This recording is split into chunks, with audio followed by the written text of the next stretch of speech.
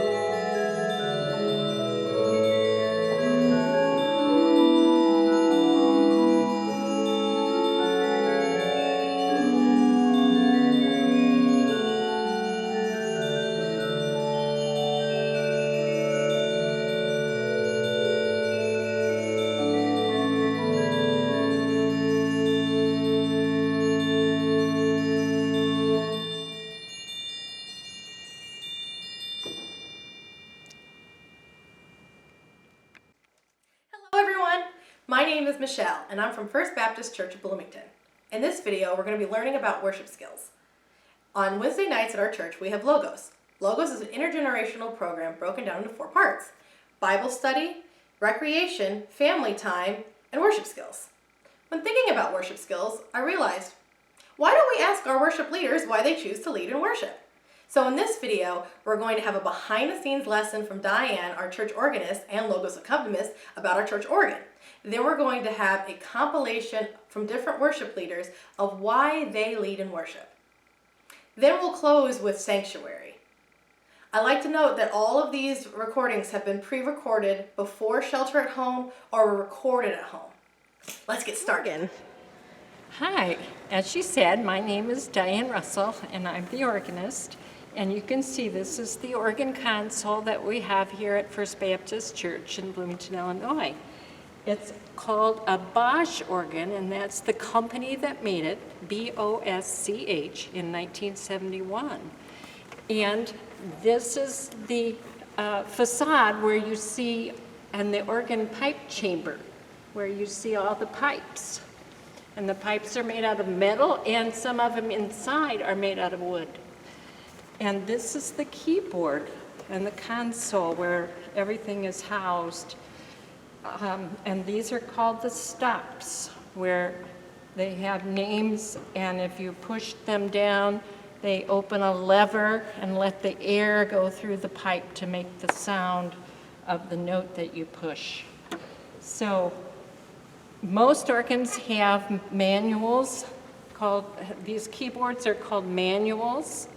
And some of them only have 1 manual, some of them have 2 like ours, and some of them have 3, 4, or 5. And they have a pedal keyboard where my feet play. So all these keys down here are the same kind of notes that match up here.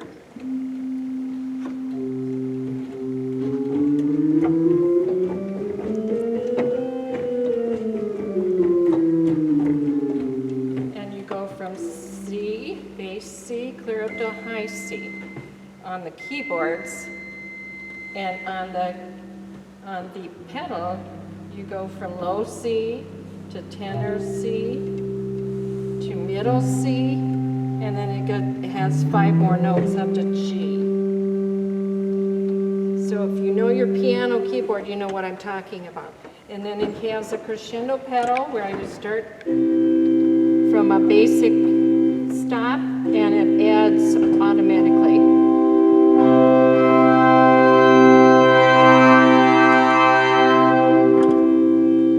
Isn't that cool? This one is a swell pedal, and the swell is the keyboard name up here.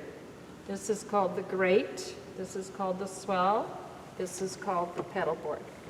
So the swell is connected to this pedal and that my foot is on, and you can just increase the dynamic.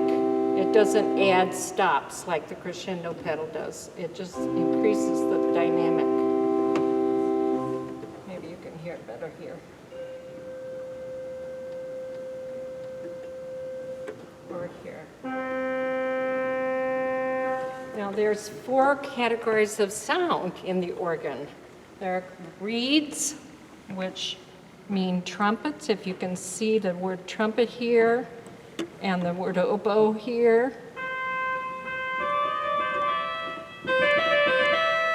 That's a reed sound. There are flutes. This one goes to this manual. So all these stops go to the grate manual, all these stops go to the swell manual, all these stops go to the pedal manual. And then, so there's 4 groups. There's reeds, there's flutes, there's strings,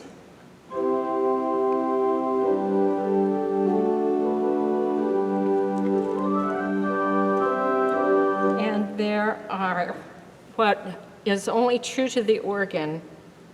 No other instrument has it. It's called a diapason. And we have a principal diapason here.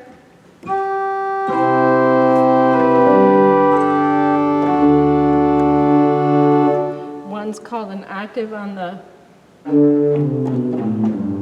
pedal, and we have a high one on the swell.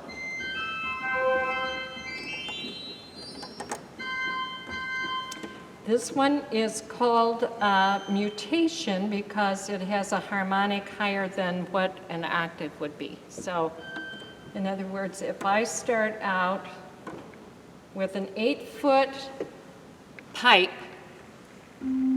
that's going to be middle C. If I add a 4-foot pipe to it, it's going to be an octave higher on the same note. If I add a 2-foot pipe to it, it's going to be 2 octaves higher. If I add this 1 1/3 foot pipe, it's going to be not the octave, but it's going to be like a 5th. If you hear that difference. Here's the... You hear the difference in the pitch? And so we have all kinds of combinations that you can make. I can make a clarinet with what we call a mutation, which is an octave and a 1/3 or an octave and a 5th, and the 8-foot pipe. Does it sound like a clarinet?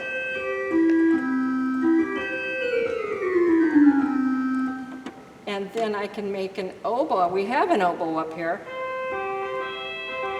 But I can also make pretty close to an oboe just with 8-foot, 2-foot, and a mutation.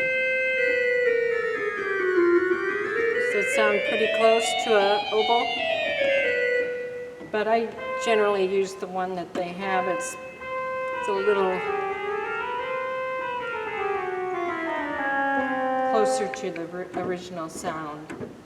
So there you have, and here we always have a cancel button. So if you have these buttons right here are to set your pistons so you don't have to do it all with your 2 hands. So if you're playing, all you have to do is reach down here.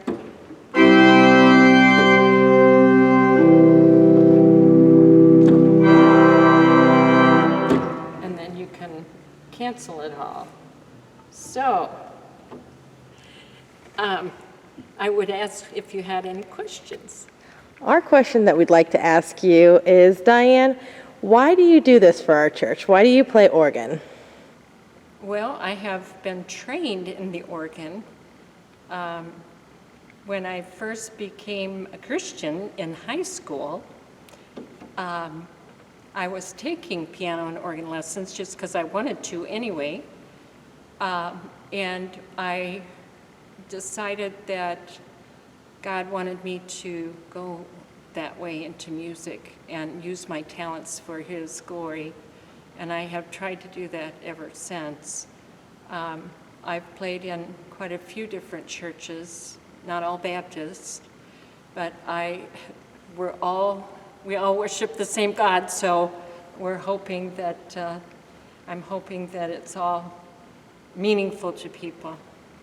I was trained more in college with the organ, and then I've played ever since, so.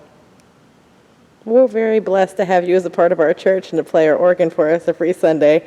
And I know during this shutdown, we will miss it very much. Thank you. The question that was posed to me is, why do I choose to be a worship leader? Why do I come every Sunday and I lead songs of praise and worship with you all? And I think growing up, playing classical piano and participating in jazz band and the orchestra, throughout high school and college, I saw how transformative the universal language of music is. But what I think is also a universal is the need to express yourself and your sorrows and your issues and your concerns with a creator that's higher than you, with someone who has a higher power than you. And I see every Sunday the transformative power of worship, the transformative healing power of praising God. And for me, it's a joy, and it's a great gift to be able to participate. Hi everyone, this is Cherry, and Michelle asked me if I might make a little video and talk about how it came to be that I became a minister. And I was thinking about that. When I was a kid, people used to tell me I would make a great minister's wife. And I think partly they did that because they couldn't imagine a girl being a minister. But I kind of vowed then and there that I was not going to marry a minister. I was not going to let anybody else tell me what I was going to do. But as it turned out, I did marry a minister, but he was a counselor. He wasn't the pastor of a church. And I did a lot of music ministry, and I was directing choirs. And I was directing choirs here at Normal, at the Campus Religious Center and at First Baptist Church. And they needed a new campus minister, and they asked if I would fill in. And I'd never done anything like that before, but I started preaching just to fill in, and people were touched by it, and people saw that gift in me. And I'd always interpreted the scripture through other people's words in music. And I found that I was interested in being called to use my own words to speak to what God was doing in the world. And so when Mark and Paul, my twins, were in second grade, I went to seminary and began my career as a pastor in several churches. And it was a gradual process as God revealed to me my gifts and my interests. And I think God works through all of those things as God calls us. And I think it'll be the same with you, even if you don't go into the ministry. But whatever profession you're in, you will be in the ministry. You will be wanting to serve Christ however you can, which is what I wanted to do and use my gifts. So I hope as you consider your own life that you will see what gifts God has given you and see how God might be calling you to use those gifts wherever you are. And it may be that you'll end up being pastor of church. Thank you for letting me share. Bye. Many of you know me as one of the kitchen ladies at church. I've been asked to talk about why I serve. Well, why shouldn't I? I'm retired, I have plenty of time, and I live close to church. Seriously, I grew up in a long line of worker bees. My parents didn't believe in sitting around idle. My family gave me many opportunities to build a strong foundation with the Lord and in helping others. I once worked with a lady who told me she hadn't wanted to be my friend. When I asked her why, she said it was because I was always talking about all the things my kids and I were doing at church, and she didn't want any of that to rub off on her. We later became very good friends. So I guess that's why I serve, so others can see Christ's love through me even when I don't plan on it. I only hope the small part I play at FBC shows others that God loves us all, and He can use all of us in some way. 1 Corinthians 10:31 says, "Whatever you do, do it all for the glory of God." So, don't be afraid to let your light shine for the Lord. See you in the kitchen. Due to technical difficulties, Sandy Dubach had to write hers in. My name is Sandy Dubach. I am the crafts coordinator for our Logos program. I enjoy volunteering because I find it rewarding to see how the creativity of our children sparks. I help with the backpack program also because I believe no child should be left hungry. I do this because I love Jesus, and this is how I show my love.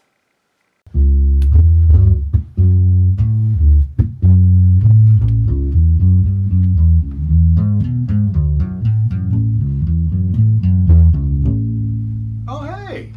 I didn't know you were coming by today. If I'd known you were coming by, I would have cleaned up. No, I'm just kidding. I don't clean up. Rock musicians, we don't have to clean up. So, anyway, I did know you were coming. Miss Michelle asked me to let you guys know why I like to play bass at church. So, she had you come over to Strawberry Blonde Studio A. Studio B is around the corner. Feel free to take a look around. Love having you here. Anyway, the reason I like to play bass at First Baptist, the first time I ever had the privilege to, I got to play with my good friend Mike and my good friend Matt. At the time, Karen was on piano, and it was the first time that I'd ever played music where I got goosebumps. And for me, that's a very special thing, because when I listen to music and I get goosebumps, I know the music's very good. So to be able to play it and feel that way, it was certainly a God thing. That coupled with the fact that there are some Sundays, or there are some any days, where I don't feel great, just like a lot of you don't. But going to church, and my good friend Matt told me that when we play music, we don't play it for the congregation. We don't play it for ourselves, although we enjoy it and hopefully you enjoy it too. But we're playing it for God, and that is what is so important to me. So that's why I love to play. Hope you guys love to hear it. Thanks for stopping by. Enjoy Logos, and I'll see you soon.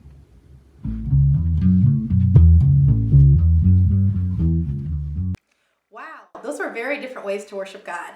Thank you for not only sharing your gifts in worship, but also telling us why. Now let's move on to our weekly challenge. This week's weekly challenge is dun, dun, dun, dun, dun, dun, crazy hats.